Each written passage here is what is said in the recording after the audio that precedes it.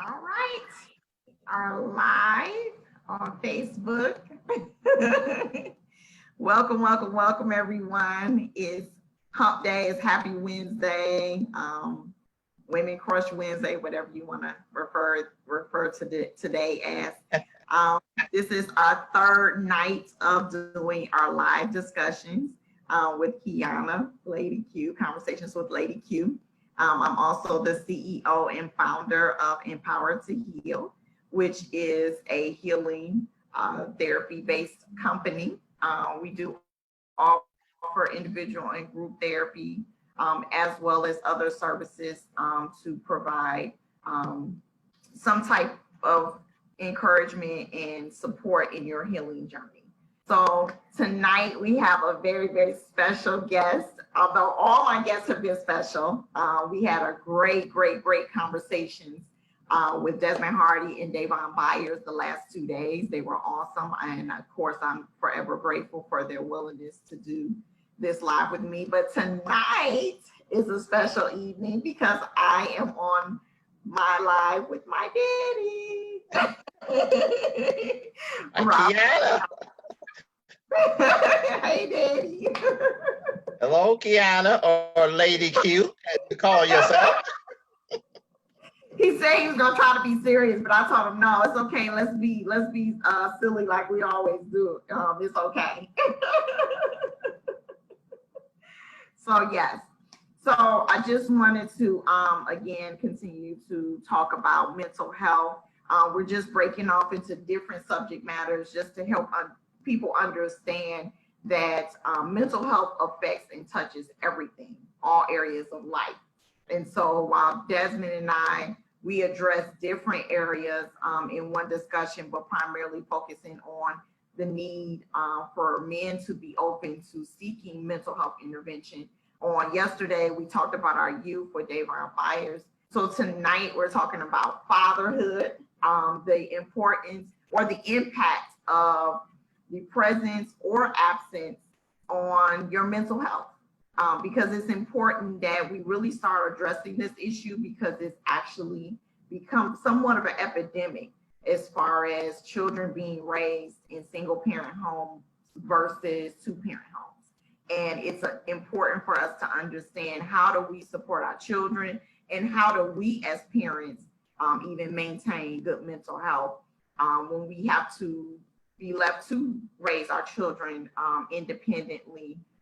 Even if you have a co-parent that just may not live in the home, but you guys are doing well and have a good system, it can still brings its challenges and it can be overwhelming and stressful. And so just the regular stressful instance or experiences that can take place or transpire, it's important to figure out how do I maintain good mental health just as a parent. So my dad, I grew up in a two-parent home. I still have, both my parents are still together. So I was blessed to grow up in a two-parent home. But I am a single mom myself. So, my dad and I, of course, even personally have been able to have discussions on the differences between, how do you raise your children when you're dealing with single parenting versus two-parent home. And I know that sometimes my sisters and I would get into it with my parents, like, you don't understand because you're not a single parent. Yes. So we've had those discussions as well. But I am blessed beyond measure to have my dad. I am a daddy's girl. Anybody that knows me knows I'm a daddy's girl. I'm sure my mother is shaking her head like, yes. But it's important to know that, even some of the things that I experienced, I think it's funny because some people said, oh, you probably didn't do that because you had daddy issues or your daddy wasn't there. And I was like, actually, my dad was there. He still is here. But just sometimes we have certain life experience we don't anticipate or expect. And it's not always because of what happened in your home or your upbringing. So without further ado, just want to introduce my dad, Robert Howell. He professionally, by professional trade, he is a director of operations at the Detroit Windsor Tunnel Corporation. Outside of that, in the ministry, he is an elder. He has been in ministry for over 26 years. So yes, I'm a PK for all those that are going to have those little jokes later. Okay. Okay.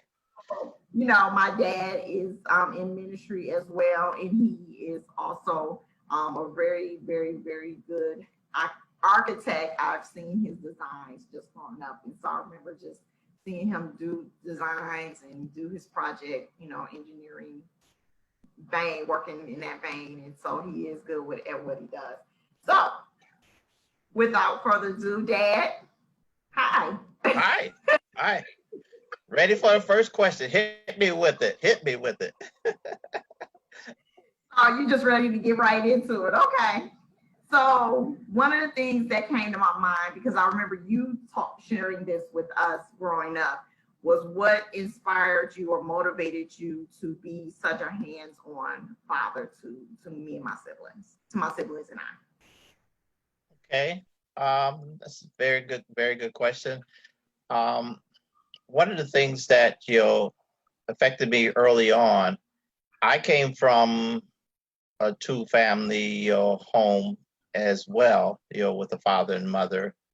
The difference, that I experienced when I was very young was that my father, came from a very large family from the South, and he had a lot of, I believe, with their siblings, I think there was a total of around 12 of them, and they were raised basically, to work and to provide, for their families. So when my father, and my mother, they moved here from South Carolina, when I was very young. I think I was around 5 years old when they moved, from South Carolina to Detroit. My father, was a very good, provider as far as a worker. He always worked. He had a, background, in mechanics. He was a very good auto mechanic, type individual. He could listen to the sound of a motor or things like that and tell you, what was wrong, with it. So he was a very good mechanic. But one of the things that I longed for, that affected me as an early age, he was a good provider, but he didn't interact with me or children as a father as far as communication a lot.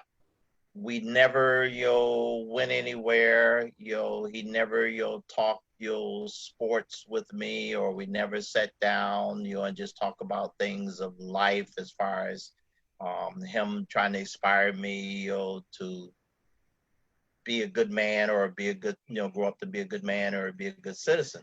So those are some of the things that I missed, at an early age. And I would tell myself, as I was growing up, that if I ever got married and if I ever had children, that I would want to interact more with my children. I would want my children, to have the comfortability of having conversation or feeling free about having conversation with me as their father or as their dad, stuff. And to be able to just talk about life, whether we agreed with things, or not, or as far as opinions or issues of life, but to be able to feel comfortable. And so those are things that I felt like really inspired me, to want to be a good dad.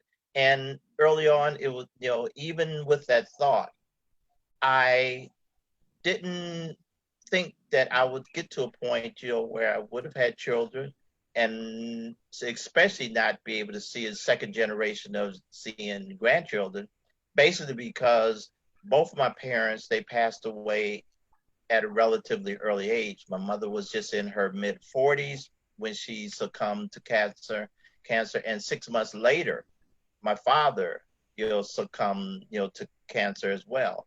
So something triggered, within me, even though I was a young man and I was in my early 20s. But somehow I felt like I wouldn't live, you know, beyond the age of 50.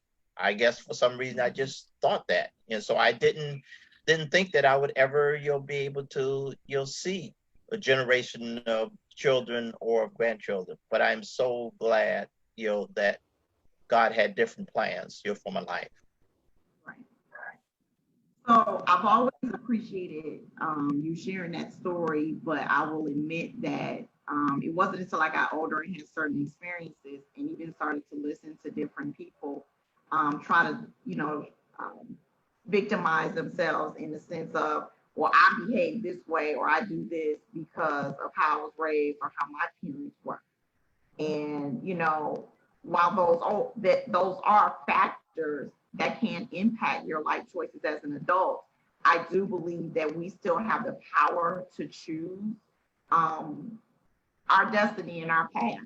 And so I know people who have chosen to, I don't want to drink because my parents were alcoholic. So for me, I'm never even going to entertain that because addiction runs heavy in my family. There's other people who have chosen other, alternative lifestyles to their parents because they saw the impact of what it did to their parents or their family structure. And so they wanted something different. And so for you to come to that space of saying that regardless of my experience, I'm not going to be that way. Right. And when I work with a lot of my male clients, I find that they made similar expressions. Even if their dad was around and even in the home, he still wasn't emotionally present.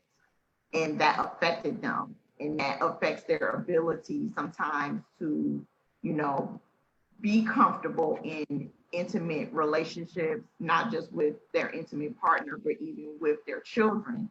Knowing how to have this close relationship with them, being able to, like you said, openly communicate, be affectionate and supportive, because that's something that they lack and they don't really know how to do that. And so it is important to know that, have just because someone's there physically does not mean that they're doing what they're supposed to do. Because I Right. know a lot of fathers who think, well, I still talk to my kid. I may not talk to them every day, but I'm around. But they're not understanding the significance of that emotional connection with their child. That's really going to make the difference and impact in that child's life. Yes. Yes. And I absolutely agree. That just because, like you said, just because the person is there physically doesn't mean that, all the other components, are there, to, assist, with parenting or fatherhood. And when I became a father and you being our firstborn, it was really an excitement, on my part. It didn't matter. I wasn't thinking in terms of, oh, I would want to have a son, as my firstborn, so my thing was I was just ecstatic, that I was able to be a father and to have a healthy child. That's the thing that, we prayed and wanted, that our children would come out and be healthy. And so I was excited, to have, to become a father. And then, the Lord blessed you where we had a son and then two other daughters, suffer for a total of four children. So in my mind, as you all were growing up, and I will acknowledge, yes, I will admit that there's no school book, there's no book, of learning, with parenthood or with fatherhood. So there were areas, where I made mistakes, and even as a father, as you all have grown up, I appreciate, the fact that you have shared with me, some of the things that in growing up that you disagreed, with some of my positions, as a father, you're looking out for you, but some things you felt like maybe I was a little strict, in some areas, you wasn't as loose, wasn't as open-minded. So I'm open-minded enough that I appreciate it without becoming offended. I felt like, you just, was dissing your father, so to speak, stuff. But everything I've ever done on behalf of the children have been out of sincerity of heart, wanting the best for you and wanting to be able to provide a father protection, as I felt like a father should, that protection, that feeling of knowing that, he's there, to not only provide for us, financially or materially, but he's there as a comfort, if I need somebody that I can go lean on his shoulder or express myself because of some emotions that I don't understand, even though I may not have had all the answers. But just to be able to be there, to let the children know that you can talk to me, you can be free, to express yourself, even if it's your issue or opinion that you feel like I may not agree with. You still have that freedom to express yourself. And I think that that was so important to me to be able to do as a father, because I didn't, experience that when I was growing up. Right. Right. And that was good because it did motivate and inspire me to be that type of parent.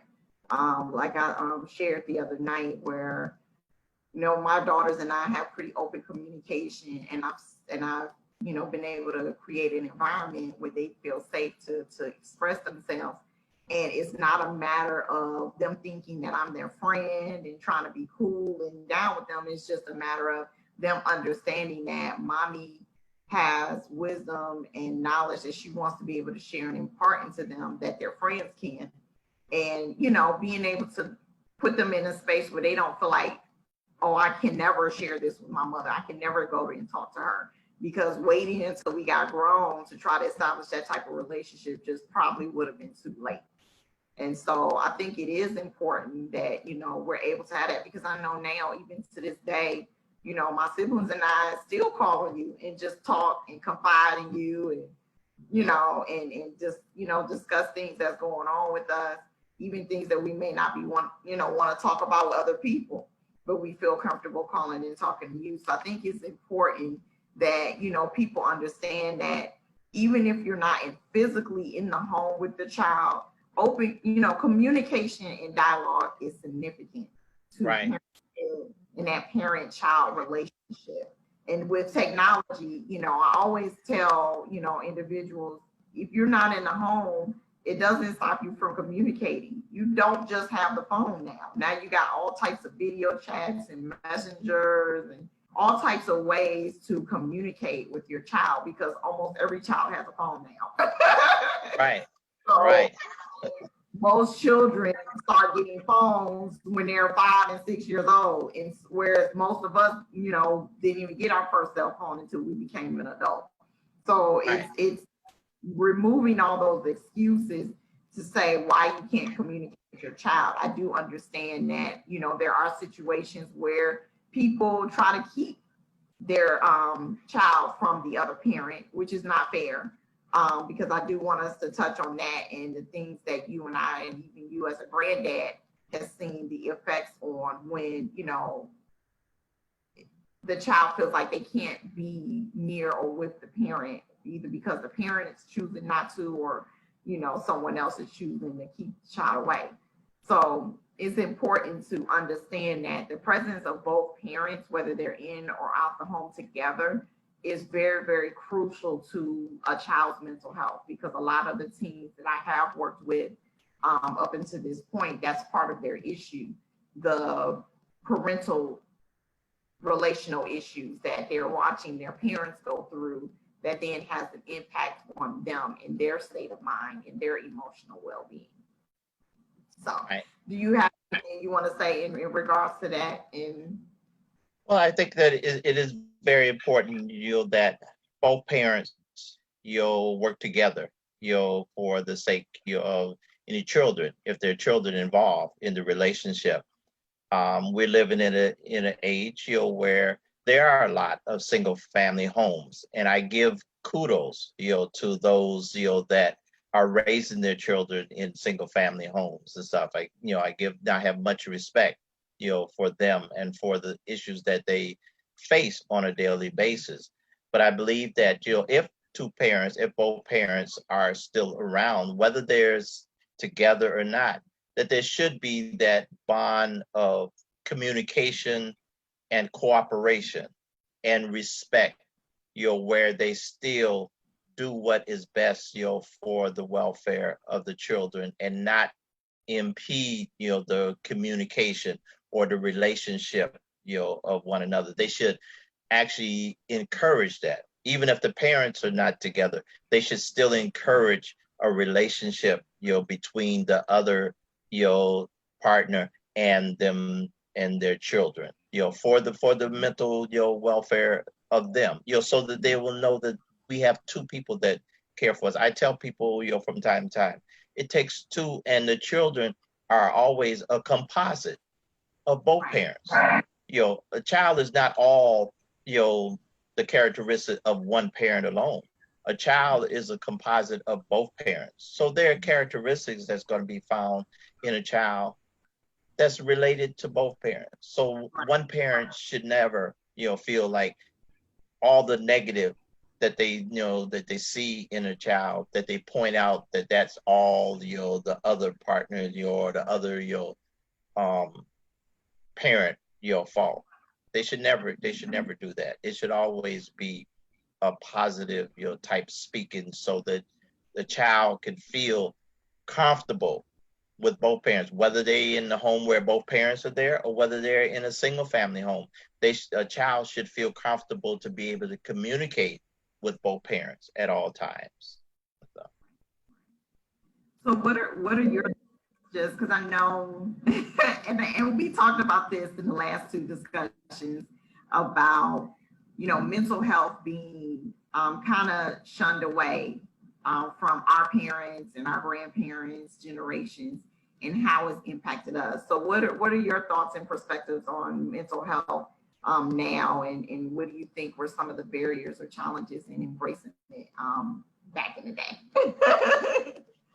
Well, I feel like from years ago, sometimes people didn't realize that, not only are we in an age, where technology has really improved, over the ages, but there are a lot of things that are coming more to the forefront that wasn't talked about years ago. Years ago, children, they were raised, and to a large degree, they were raised under a household where they couldn't challenge, or they couldn't, bring about, express themselves as far as a difference of opinion.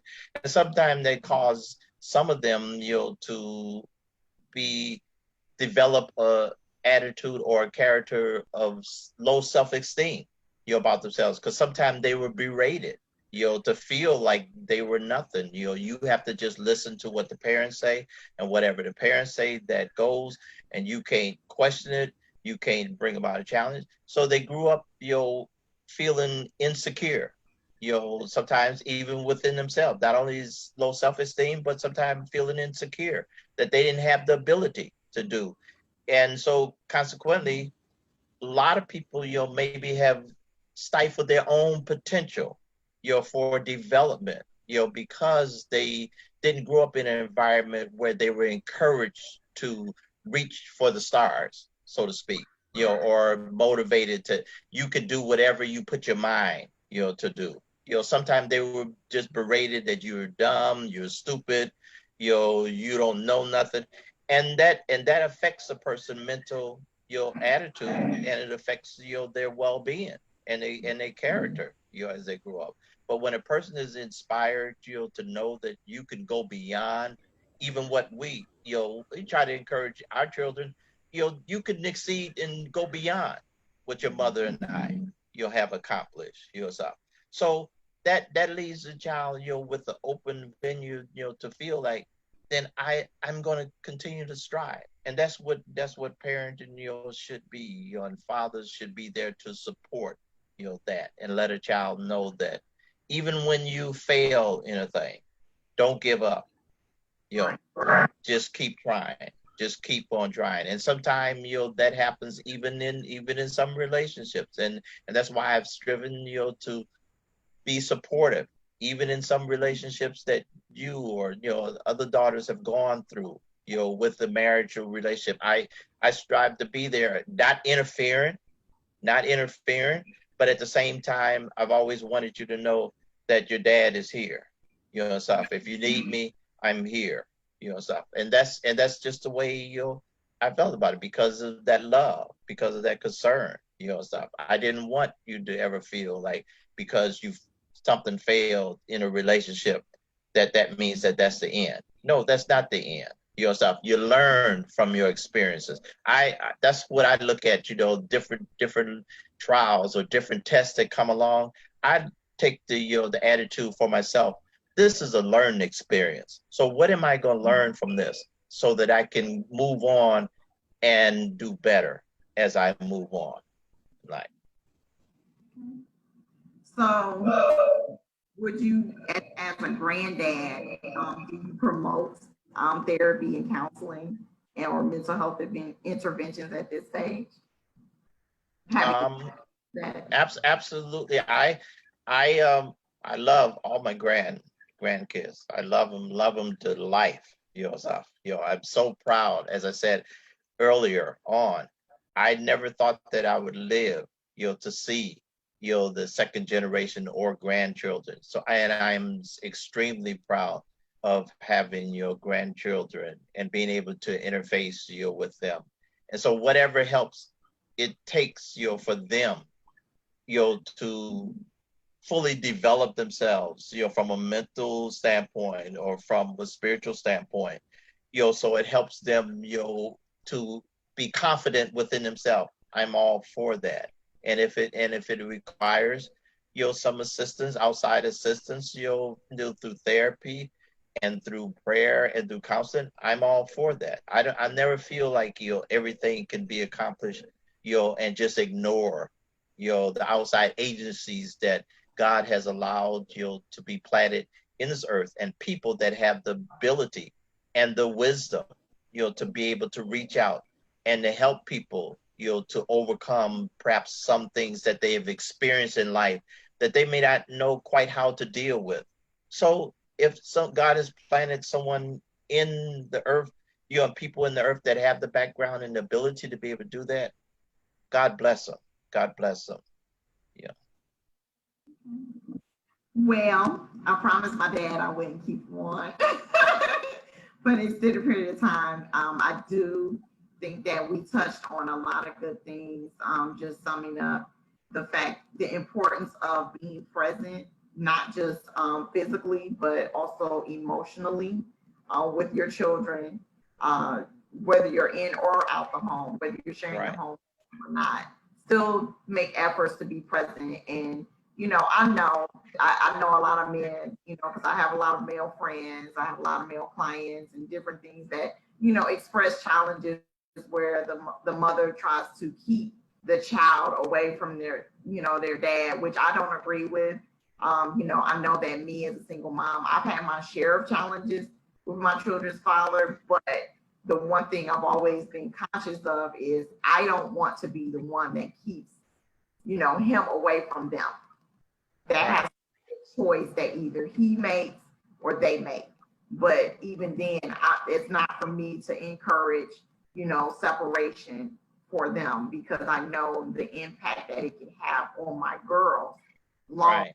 term for them to not have their dad in their life. So despite, the things or the challenges that I may have endured with this person, it doesn't make me choosing, the fate of his relationship with the girls I don't feel like I have that right.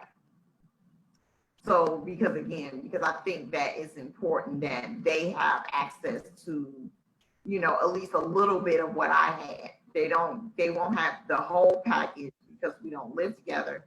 But at the same time, just the benefits of having that parental relationship, having both mom and dad, is still significant. So I do think, I try to encourage a lot of women, if you're not in a situation where you're concerned of abuse, whether it's sexual abuse or physical abuse or any other, harmful acts towards the child, if you don't feel like your child is in danger, keeping them from, dad is just not good. It's actually more harmful to the child than it is to him. And same with, men, because I know some men have custody Right. of children and they're keeping them from the mom. So, Right. it's same goes for both sides. I don't, believe that should be, something that we should, dictate. And then it was important because we talked about our youth and mental health yesterday, and a lot of things that Davon and I, broke apart about things that our youth are struggling with, a lot of it does stem from parenting and what we're doing and the choices that we're making as far as what we're exposing to our children.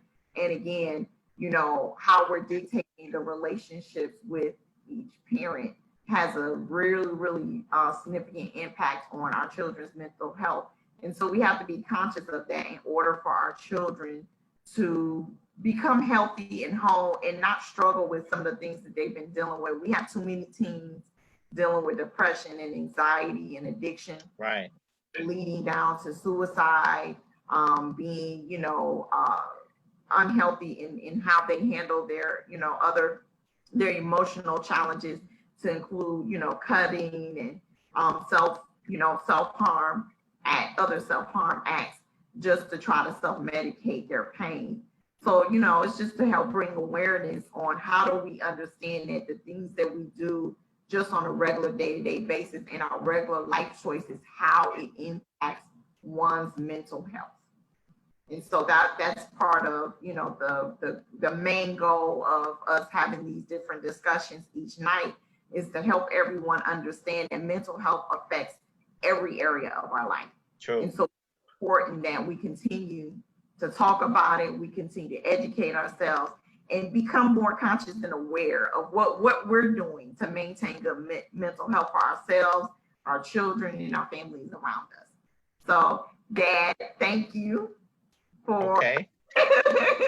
thanks for having me on, and it's been very, very enlightening, and I'm so very proud of you and the way that you have continued, you know, to blossom in the field, you know, that you're in, and the wisdom that you have gained, you know, from the experiences, you know, that you have been through in life. You know, sometimes we look at, you know, negative experiences that we have from a negative perspective, but if you look at the negative experiences that you have and learn from them, it can turn into a very positive, you know, outcome for your life. And I'm so glad, you know, that you have, you know, done that, you know, and experienced that in your life. So very proud of you, Lady Q, you know, stuff. So very proud of you. And I'm thankful, you know, that you even thought of, you know, me to, you know, be a part of this, you know, Facebook Live on tonight. And I pray that, you know, God will continue to bless you and continue, you know, to enrich, you know, those that, you know, come in contact with you through your particular form of ministry. Thank you. So, guys, we have one more live this week. I promise, you know, we're not going to inundate you with this every week. This is just kind of a kickoff of a series. So we just wanted to, you know, come out with the best in the beginning, and then, you know, we'll let you know the other lives that are coming on. They'll be a little more sporadic. We won't be doing this every week or 4 days a week every week, but this was just kind of a kickoff of just getting us in the space and the habit of having these discussions, bringing more awareness to mental health, and not limiting to bringing awareness to mental health just for 1 month, because Mental Health Awareness Month is in May, but we're in July. So we're still bringing mental health awareness, and because that's just what I do and that's who I am, and I will always talk about mental health. So thank you guys for tuning in. We appreciate it. I appreciate my daddy. All right. Everybody always sees me in my house, say daddy. So thank you for being on the live with me. We appreciate it. We have one more live tomorrow with Kenya Cook at 7 p.m. Can't wait. We'll be talking about mental health and social justice, as we know that we have a lot of social justice issues that are really hot right now, that's going on, even in relation to our racial relations, our political system. So we're going to talk about how that affects our mental health on tomorrow. Until then, see you guys tomorrow. Have a good one. Okay. Bye. Bye.